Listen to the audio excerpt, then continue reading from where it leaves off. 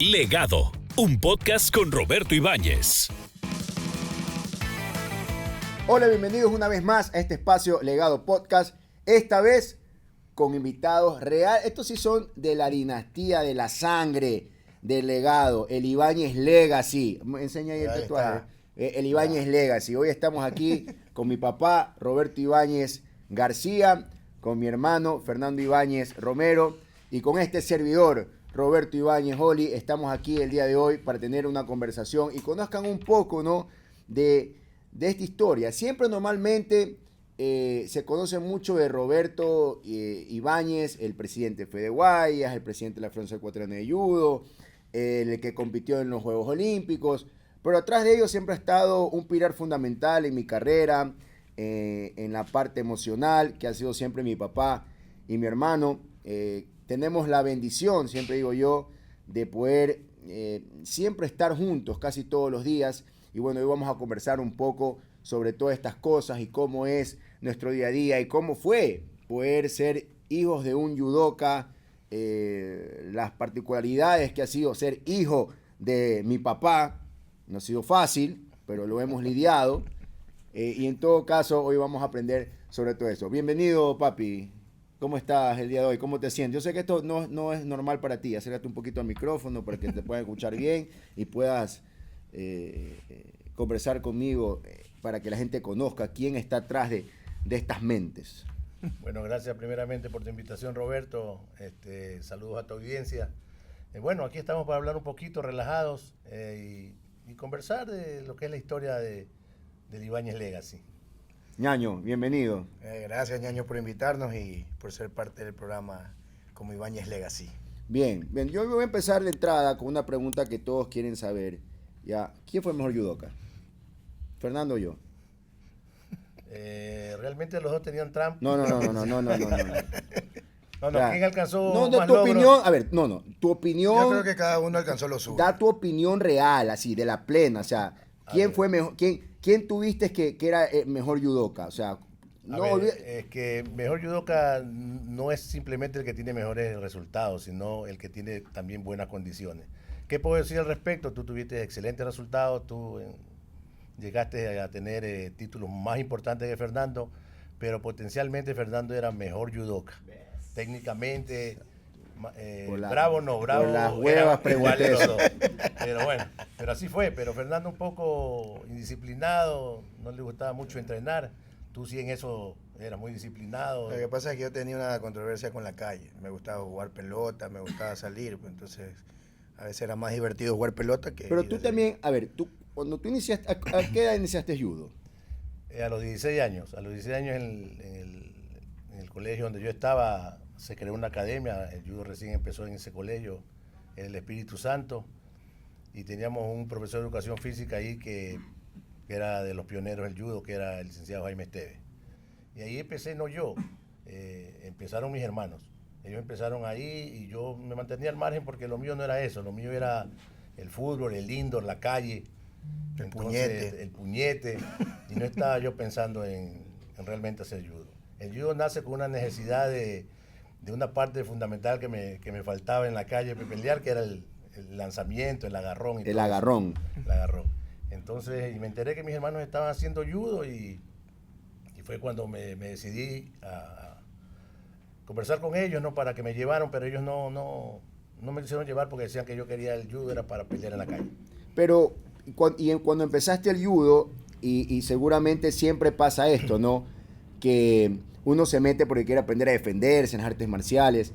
Cuando tú pisaste el tatami por primera vez, ¿tú te acuerdas de ese día? ¿Te acuerdas de ese día que empezaste y te cogieron? Porque seguramente de ley te cogió alguien que sabía más judo y te arrastró. Te arrastró por ahí. O sea, ¿qué sentiste? ¿Por qué dijiste, sabes qué, quiero hacer judo de aquí en adelante? ¿Qué es lo que te conectó con el deporte, con este deporte?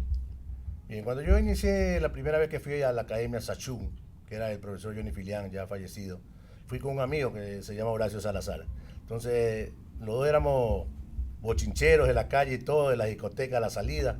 Entonces, vamos a aprender judo, vamos a aprovechar que mis hermanos hacen judo. Cuando fui allá me presenté donde el profesor Filián y me preguntó si yo, que quién era. Yo le decía que era hermano de los Ibáñez. Me dijeron, excelente, me dice, pero tú ya sabes judo.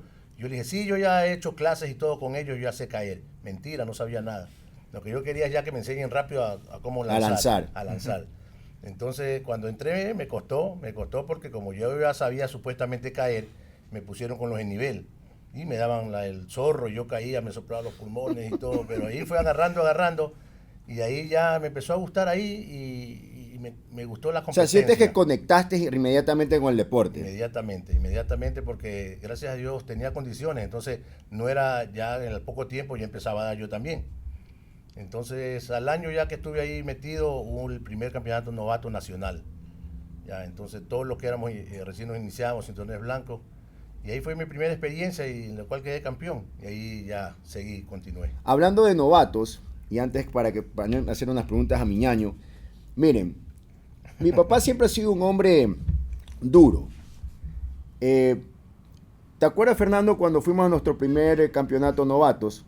Nosotros entramos a hacer judo. A ver, para esto mi papá siempre huía De que hagamos judo. de que hagamos judo. Queremos hacer judo. Yo logré alcanzar los últimos días de mi viejo ya como competidor. Lo vi creo que pelear 1 o 2 veces. Ya la última vez salió desgarrado en una camilla. Pero no porque le ganaron, es porque se hizo un mal movimiento. Ya estaba medio veterano. Mi papá se retiró tarde del judo, como a los 30. Lo retiraron, ¿no? A los 30 y pico años te retiraron. 35 años. 35 años. Dice él, porque le ganaba a todos los pelados y ya en ese momento el presidente del ecuatoriano le dijo, ¿sabes qué, Roberto? Ya tienes que retirarte, pero tienes que darle chance al resto. Dice el man. Y es más, fue en plena pelea, ¿no? Que ya ganaste y te dijeron, bueno, retiramos Sí, fue en un campeonato nacional. Ya yo peleaba mi peso y peleaba la libre y yo ganaba las 2 categorías. Pero ya había un problema que venían los muchachos de abajo y ya uno viejo ducho, pues. Pero cuenta cómo fue, que ya ganaste y de ahí entonces, ya en el momento de la premiación, sí, me subí al podio a coger mi medalla de oro y el presidente anunció, sabe que en este momento se retira Roberto Ibáñez del judo. Yo me sorprendí y me dijeron, sí, hasta aquí llegaste. Y como premio me dio un viaje a un Panamericano. Me acuerdo que yo no estaba entrenando continuamente, pero igual me dijo, te vas a ir a este Panamericano, pero fui en una división de peso que no era la mía. Casi me matan allá, pero bueno, viajé igual. Hablando bien. Y volviendo al tema del novato, Fernando y yo empezamos a hacer judo cuando mi papá tuvo que emigrar a Estados Unidos en una época, nos fuimos para allá a Estados Unidos a vivir, y en Estados Unidos queríamos hacer judo, pero era complicado. Primeramente, no era sencillo como ir a una academia y empezar a hacer judo, ¿sabes? Tener un seguro médico, horarios donde te puedan llevar, y obviamente eso se complicaba. En Estados Unidos hay una vida distinta, ¿no? Y cuando llegamos de nuevo acá, yo tenía creo que ya 10 años, 11 años, y Fernando andaba por los 7, 8 años por ahí. Mi papá entró a trabajar en la Fundación Centro Cívico, y ahí había unas escuelas de arte, había un vacacional, y justo en ese vacacional había dibujo y pintura, a mí siempre me ha gustado dibujar, y judo, y empezamos. Bueno, fue amor a primera vista. Yo siempre he dicho que para Fernando y para mí fue tan fácil el judo porque desde que iniciamos a hacer judo todo se nos hacía muy sencillo. Recuerdo que cuando fuimos después de 3 meses, al primer campeonato novatos que había aquí en la Asociación de Judo del Guayas, mi papá nos llamó, nos trajo para acá y nos dijo, miren, yo fui un grande en este deporte, no me hagan quedar mal, vayan. Esas fueron las palabras de aliento de mi papá antes del novatos. Pero ¿saben qué? ¿A ti te afectó eso? A mí realmente nunca me afectó eso. Yo lo veía como un estímulo, ¿no? De decir, ¿sabes qué? Como mi papá fue un bacán en este deporte, yo también tengo que serlo. Pero para que vean la psicología que tenía mi viejo para motivarnos siempre, ¿no? A competir, ¿no? ¿Sí te acuerdas de eso, pues, no? Claro, por supuesto. Y obvio que con la cara, pues, ¿no? La cara fruncida que hacía para decirnos las cosas. No era, exactamente, no era, no me van a quedar bien. No me así nos dijiste. Papi, yo recuerdo exactamente. Tú dijiste, no yo me fui un gran... vergüenza. Eso, así fue. Eso era. Así fue. Yo soy un gran en este deporte, no me hagan pasar vergüenza. Y vayan. De suerte yo gané. Yo quedé segundo en esa competencia, Fernando ganó. Me acuerdo que lloré porque me tocaba un negrito. Fernando le tenía terror cuando le tocaba uno de estos niñitos así... trigueñitos, así, le daba miedo, como que es muy blanco el man, pues, ¿no? Entonces, pero bueno, pero me fuiste venciendo eso. Sí. No, solo fue en esa competencia, como era la primera, me imagino que, no sé, pues, No sé por qué, no recuerdo por qué haya sido Me que extraña porque tu profesor era... Claro, ahí fue Humberto que Fuentes, cubano, era un Humberto cubano. Fuentes me dijo, cojones, ¿qué? ¿Me tienes miedo a mí? Me bofeteó más o menos, y entonces ahí ya como que ya pude... La verdad que hemos vivido, mira, dentro de todas estas anécdotas maravillosas y una de las que más recuerdo fue cuando, es verdad, miren, Fernando siempre ha tenido condiciones físicas espectaculares. Yo siempre he dicho que Fernando nació medio simio, ¿no? O sea, él nació con los dedos así. Y ahí poco a poco con la terapia le fuimos estirando los dedos, porque él es como un mono, así, ¿no? Y un momento increíble que creo que fue de la carrera o de los Ibáñez fue cuando se organizó el primer campeonato sudamericano infantil. Ajá. Y se hizo en el Voltaire Paladines Polo. Claro, supuestamente la estrellita iba a ser yo, pues no, y no, que Roberto se Venía fue. ganando vicecampeón. Viene ganando un US Open y en esa época raro eran los infantiles que viajaban, no como ahora que viajan muchísimo. Dominicana también venían Y yo viajé y me tocó ser de los primeros infantiles que viajaba. Entonces Roberto en el primer combate pierde. Tuve que ir a repechaje con una medalla de bronce. Pero Fernando comienza a ganar el primer combate. Para esto Fernando, en esa época, siempre el judoka más bajito, pero era como un torito, pues, ¿no? Y va al primer combate y le gana a un venezolano. Va al segundo combate, creo que le ganó un peruano. Y ahí le tocaba, creo que a la final. Con Brasil. Un brasileño. El brasilero obviamente tenía más talla y los brasileros normalmente tienen mucho más nivel, ¿no? Tienen una escuela muy buena. Y era la final en el Voltaire Paladines Polo, y me acuerdo, y Fernando comienza a luchar y Fernando se movía y lo lanza, me parece, a este brasilero que aparentemente se sobró, ¿no? Fernando lo lanza y ya no lo pudo alcanzar. Y fue increíble porque recuerdo que todo el coliseo ya se abarcó a Fernando y lo trepaba en los hombros, porque Fernando era el primer campeón sudamericano en la historia del país. Y eso yo me acuerdo que fue increíble, ¿te acuerdas, ñaño? Y Fernando era una cosita chiquita, pues, ¿no? Hay un detalle, Roberto, que estás olvidando. En ese tiempo las categorías eran años cumplidos, 12 y 13. Fernando tenía 11, pero no lo quisimos dar afuera y lo metimos con 11 años en esa categoría. Él no tenía ni siquiera la edad. No era 12-13, pues. Era 12-13. Entonces Claro. lo metimos con 11 y le fue muy bien. Quedó Yo sí campeón me acuerdo que me sudamericano. metían, una época que me metían hasta a las competencias de 11 y 12 teniendo 9 años. Que me decían, nos íbamos a un tope nacional, me acuerdo así, que ibas tú, me acuerdo, a competir. Y me llevaban el judo y escondido. Y de la nada el profesor me decía, pésate aquí. Y yo, para pesarme, yo me trepaba y me iba, yo ni inconsciente. Entonces, cuando llegaba a la competencia, me acuerdo que me decían, toma, vas a competir. Y yo, ¿qué? Y como yo era pelado y me gustaba, me cogía y quedaba campeón. Pues, Claro, yo creo que Fernando tenía 9 años, más o menos, 9, 10 años, y ya peleaba en 11 y 12. En 11 y 12. ¿No? Y bueno, y Fernando realmente ganaba esos eventos. Oye, Fer, en un momento tú obviamente tuviste que emigrar con mi viejo. Cuando mi papá volvió a emigrar a Estados Unidos con mi mamá y contigo, yo tuve que tomar una decisión, ¿no? Y mi papá me dijo, bueno, si te vas a Estados Unidos es muy difícil que continúes la carrera deportiva y vayas a Juegos Olímpicos. Entonces yo decidí quedarme, tenía creo que 18 años en esa época, ¿no? Decidí quedarme y vivir en el Coliseo aquí del Ecuatoriano de Judo y seguir la carrera deportiva. Fernando tuvo que irse y cortar ese tema de dejar de hacer judo. ¿Sentiste que te hizo falta el judo en ese momento? Porque luego de eso Fernando regresó de un retiro casi de 2 años a volver a practicar judo. Y les voy a ser sincero, para mí yo creía que ya iba a ser difícil, ¿no? Porque cuando tú te retiras del judo ya mucho tiempo, pierdes ese hilo y volver al alto rendimiento es complicado. Pero las cualidades de Fernando siempre fueron tan buenas físicamente que él volvió al alto rendimiento y de hecho fue la mejor etapa de su carrera deportiva ya en absoluto, pues, ¿no? Esa transición de dejar de hacer judo te afectó o dijiste ya no vuelvo a hacer judo nunca más. O sea, en realidad cuando... Aparte que te soplaste. Pues, claro, ¿no? yo era 66 y me trepé 81 kilos, me acuerdo.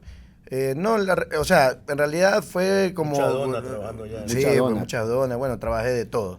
Me acuerdo que cuando llegué, yo ya vi hacer difícil, o sea, hacer judo era difícil, pues ya. No tenía carro en ese momento, en Estados Unidos, más que todo en Miami, necesitas carro para movilizarte y todo. Mi papá trabajaba y ahí yo me metí a mi último año de colegio. Entré en depre porque extrañaba a mis amigos, extrañaba el judo.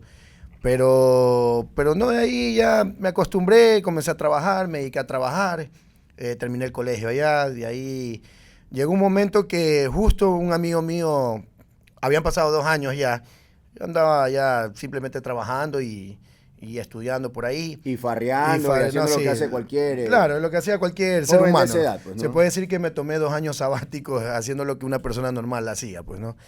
Y fue cuando un amigo mío, José Luis Hernaque, que falleció, me dijo que había llegado a Miami y que chuta para dedicarnos a entrenar y todo. Entonces yo ahí le cogí. Entonces ahí fue cuando ya comenzamos a entrenar en Kitusay. Me acuerdo el último, ya en el 2008 fue.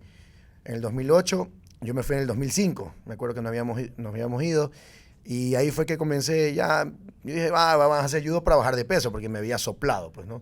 Entonces yo ya voy a comenzar a hacer judo para de nuevo bajar de peso y chuta, ya verme bien por las peladas. Uh-huh. Entonces, ahí fue cuando ya comencé a hacer de nuevo judo y me acuerdo que había entrenado creo que 6 meses y en un Panamericano en Miami. Y ahí fue que me llamó el presidente en ese momento y me dijo, oye, mira, justo que estás en Miami, va a haber este Panamericano. Yo había competido ya algunos torneos en Estados Unidos y había cogido bien, entonces me dijo, ya pues para competir. Entonces ahí ya me metí al Panamericano y ahí fue cuando ya levantó esa chispa de nuevo para comenzar a Sí, fue bacán, porque luego de eso Fernando tomó la decisión de venirse a Ecuador, concentrarse, y bueno, ahí empezó de nuevo esa carrera de volver a participar, y bueno, Fernando ahí pudo lograr medallas en Juegos Sudamericanos, bolivariano. Fue medallista panamericano absoluto. Estuvo muy cerca de clasificar a los Juegos Olímpicos. Yo recuerdo que el cupo de clasificar a Londres estaba entre Fernando y Estefanía García. Al final del día Estefanía García se lo terminó llevando, pero estuvo muy cerca también Fernando de ser olímpico. Oye, papi, y una pregunta que te quería hacer. Yo siempre creo que tú eres un hombre bendecido porque qué bacán poder tener... Fernando y yo tenemos hijos. Los hijos de Fernando están ahorita más involucrados en el judo. Los míos en su momento estuvieron. Pero ¿qué se siente o qué se sentía o cómo lo veías el tema de que tenías 2 hijos que estaban haciendo judo, y ya no solo judo, sino que empezaron a hacer una carrera de judo, de un deporte que a ti te gusta, y empezaron a lograr estos objetivos que normalmente en un momento Fernando y yo estábamos logrando lo que ningún judoka había logrado en la historia del Ecuador. Luego eso cambió, pues, ¿no? Hoy tenemos a Lenín Preciado, que es el mejor judoka de la historia del judo ecuatoriano masculino, Estefanía García en mujeres, Vanessa Chalá. Pero, ¿cómo se siente? Porque yo digo que esa veces tiene increíble, claro, de que tú amas un deporte y que tus hijos hacen lo mismo, y no solo eso, empiezan a lograr cosas más importantes de lo que tú habías hecho. Bueno, como tú dices, bendecido, porque la verdad en el deporte de uno, tener 2 hijos varones y que los 2 hagan judo y que los 2 sean buenos y consigan buenos resultados, fue increíble. No te olvides que yo fui árbitro internacional y me tocaba viajar mucho con ustedes, porque mientras ustedes estaban compitiendo, yo estaba arbitrando, y complicado por ese lado, porque a veces yo recuerdo parecías gallina, viendo de los laditos así. Parecía gallina, porque a mí me tocaba arbitrar peleas en un tatami y ustedes estaban peleando en el otro, y me distraía mucho y me llamaban la atención, pero es difícil controlarse. En ese tiempo habían, los laterales de los árbitros eran sillas, y a veces cuando uno le tocaba la silla era más fácil mirar el tatami, pero se distraía mucho. De ahí envidia que me tenían mis amigos, de la buena envidia, porque decían, ¿cómo? Qué suerte que tienes que tus 2 hijos que has tenido, los 2 hagan judo. Entonces, no es que no es común eso. Claro, no es común. Y no es común que sean buenos, pues. Claro, pero normalmente, claro, lo practican, pero no llegan a hacer una carrera deportiva a la final exitosa, pues, ¿no? Oye, ahora que estás en el campo dirigencial, papi, y eres presidente de la Asociación de Judo del Guayas, ¿cómo ves siendo siempre un hombre que ha estado inmerso en la dirigencia deportiva, ¿no? Porque siempre estuviste ahí trabajando con mi tío Fernando. Ahora que te tocó a ti liderar ya un organismo deportivo, porque siempre estuviste más vinculado al tema del arbitraje, cuando ya dejaste a un lado ya la carrera de arbitraje, hoy que te toca estar en esto de dirigencia deportiva, siendo presidente de la Asociación de Judo del Guayas, ¿cómo crees que la experiencia a lo largo de los años te ha servido para hoy tener éxito, ¿no? En la dirigencia que tienes? Porque realmente el judo del Guayas hoy está dominando fuertemente en casi todas las categorías. Bueno, no puedo decir que ha sido difícil. Fácil puede decirse que sí, porque realmente tengo un colegiado de entrenadores muy bueno, muy exitoso. Tenemos a Rafael Carbonell, que fue en su momento... Fue profesor mío, claro, como él llega a los Juegos Olímpicos. Entrenador de Fernando. De selección nacional, vicecampeón olímpico él cuando hacía judo. Y hay un cuerpo dirigencial muy bueno. Entonces yo me soporto en ellos, no me meto en la parte técnica nunca, más bien estoy dándole soporte administrativo y tratando de conseguir lo que se necesita para poderlos llevar de viaje. Y realmente muy exitoso, muy exitoso. Estoy en el segundo periodo como mi presidente de asociación y vamos ganando todo. Eso es lo importante. Seguimos ganando todo y esperemos culminar este periodo ganando todo. Ahora acabamos de tener un campeonato nacional cadete junior absoluto y como quien dice, barrimos con ese evento y hemos sido campeones en todas las categorías y tanto individual como equipo. Así que no, seguir adelante, seguir apoyando a esos muchachos. Por el tema de que yo pertenezco también a la Federación Ecuatoriana de Judo, soy director deportivo, no puedo estar con ellos mucho tiempo mezclándome, porque no puedo mezclar las cosas, ¿no? Pero sí me gustaría en un momento dado ser parte de esa tribuna con los muchachos, compartir. Ya habrá momento para eso y espero que se dé. Oye, Fer, y tú siempre has estado involucrado en el tema de ser entrenador, es algo que lo has hecho mucho tiempo. Aparte de eso, te involucraste mucho en el tema del jiu-jitsu brasilero, también entraste en un tema en su momento de una modalidad de jiu-jitsu distinta que fue pionera aquí en el país, con el tema de especialización en llaves de pierna. Pero bueno, tu núcleo siempre ha sido el judo, hoy eres el entrenador de la selección ecuatoriana de judo. ¿Dentro de ti hay alguna aspiración en un momento de dirigencia deportiva o te quieres mantener al final en un campo netamente de el arbitraje, pero también eres árbitro, claro, eres el director de arbitraje?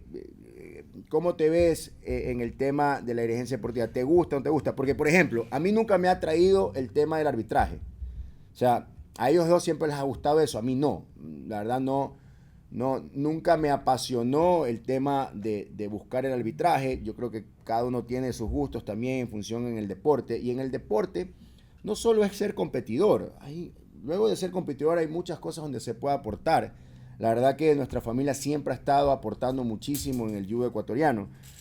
¿A qué apuntas en un futuro? ¿Cuáles son tus aspiraciones el día de mañana dentro del deporte? Bueno, en realidad, como todo lo que nombraste, he hecho todo un poco. He sido jiu-jitsu, he creado eventos en jiu-jitsu, judoka, entrenador, árbitro. También he colaborado con temas de logística y eventos internacionales de judo. Y yo soy una persona que en realidad me gusta hacer de todo un poco, ponerme esas pruebas de que puedo hacer de todo. O sea, y la verdad yo sí lo veo siendo dirigente también en algún momento. Por lo que estoy ahorita no puedo, pero sí me veo en un futuro siendo dirigente. ¿Por qué no? O sea, si he hecho en todo lo que he estado, he podido dar un granito de arena. Yo creo que en la dirigencia también no me asustaría hacerlo y con toda confianza lo haría. Y bueno, y el tiempo ahí que esté me dirá si lo hice bien o mal. Pero como tú dijiste, yo he estado involucrado en todo, hasta en otros deportes, que es el jiu-jitsu, claro, que todo el mundo lo veía como algo, cuando yo comencé con este tema del jiu-jitsu, todo el mundo lo veía como algo raro, como algo que no era legal, y después todo el mundo ahora lo está haciendo. Entonces, eso me deja a mí como que con satisfacción que, bueno, cumplí en este deporte, lo sigo haciendo, me gusta, me encanta el jiu-jitsu, y así mismo me gusta el judo, y creo que esa conexión de esos dos deportes también me ha ayudado mucho como ser entrenador.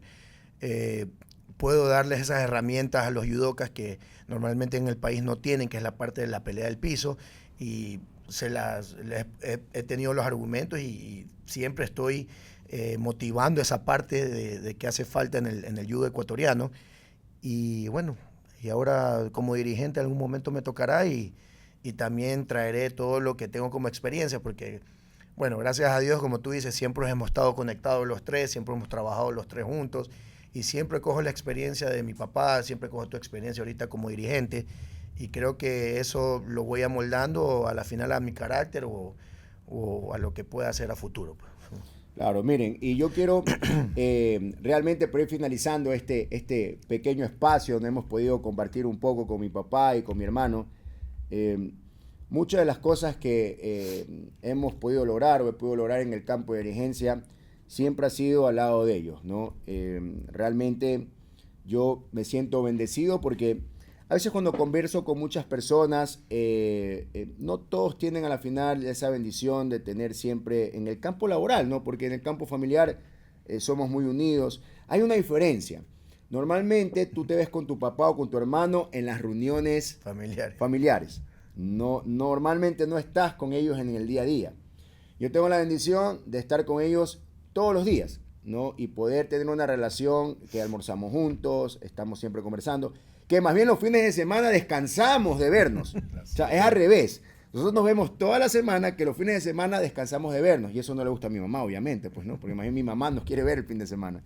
Pero realmente creo yo que algo fundamental que les puedo decir respecto a las fortalezas que he tenido en mi carrera como dirigente, como competidor, como entrenador también, ha sido poder tener siempre a personas a mi lado que no están para solo aplaudirte, que no están solo para decirte cuando las cosas o lo que tú piensas es correcto, sino que son personas que te frenan, te aterrizan y a veces están para decirte estás haciendo algo incorrecto. Y siempre he tenido la bendición de contar con mi papá, con mi hermano, que siempre están ahí. A veces somos uno contra dos contra uno, a veces somos los dos en contra de mi viejo. Normalmente soy el a neutro, veces mi viejo y mi ñaño están en contra mío. A veces yo me uno a Fernando, a veces yo me uno a mi viejo para irme en contra de algo de Fernando. Pero al final del día hay un consenso. Y cuando digo en contra, no es un tema en contra de algo negativo, ¿no? Sino es más bien de poder tomar siempre una decisión o dar un consejo lo más sano posible para avanzar juntos. Pero pues, ¿no? siempre termina saliendo humo blanco. Sí, por supuesto. Y discutimos y si fuera posible, o sea, bueno, es que mi viejo ahí ya no podría la de ganar, ¿no? Si él se pone un kimono hoy en día, no sobreviviría con nosotros. Pero en todo caso, su experiencia, ¿no? Y yo pero tampoco. Si yo me pongo también un judo, yo me pongo un judo ahorita con Fernando, también no sobreviviría mucho. Pero en todo caso, la experiencia es lo que nos ayuda. Y realmente ha sido un espacio en el cual he querido compartir con ustedes, realmente para que ustedes puedan conocer quién a veces normalmente nos ven en las fotos, no siempre con el papá y con el hermano de Roberto. Y realmente siempre hemos sido 3 personas que nos apasiona el mundo del deporte, que amamos lo que hacemos, que siempre estamos buscando qué más podemos hacer dentro del campo, en este caso del judo, porque es lo que nos conecta como deporte. Hoy me toca a mí ser un poco más abierto y ser multideportivo, ¿no? Por el cargo que estoy.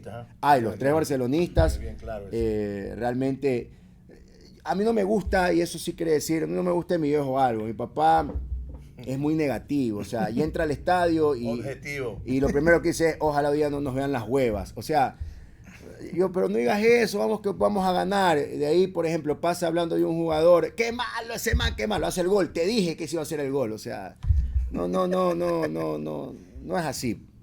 Así no se ve el fútbol, pues, ¿no? Pero en todo caso, somos apasionados, incluso hasta el mismo equipo. Realmente compartimos mucho las mismas cosas y yo creo que eso es una bendición por mi lado, seguramente por ellos también, ¿no? Mi papá se ha hecho adicto al parchís, también es en línea, mi mamá detesta ese juego porque se pelea con todo el mundo, pero en todo caso podríamos quedarnos aquí hablando de muchísimas anécdotas, pero creo que el espacio que tenemos de tiempo no nos da. Realmente me ha gustado poder conversar contigo, Fernando, en este podcast con mi papá, así que unas palabras para que te vayas despidiendo. Sí, nuevamente gracias por este espacio para conversar de la familia y nuestros caminos que hemos recorrido. Faltaría mucho tiempo, esto es un momentito nomás, pero no, debo decirle que tengo 2 grandes hijos, dos grandes muchachos, hombres de bien. Qué bueno, que quede grabado, porque esto jamás lo diría él. Qué bueno. Que normalmente yo soy cámara le diré también sus cositas, pero en sí, no. Buenos hijos, buenos muchachos. Bueno, yo, gracias ñaño por dar este espacio para conversar de nuestra vida. Como dice mi papá, faltaría tiempo para hablar. Y no, es satisfactorio también estar siempre juntos, haciendo lo que nos gusta. Y así mismo, a veces uno se pone alterado también cuando tocan a uno, tocan a los tres, ¿no? Entonces eso también, eso es bueno porque uno siente siempre respaldo de dos, así sea de aquí para allá o de acá para allá, como sea.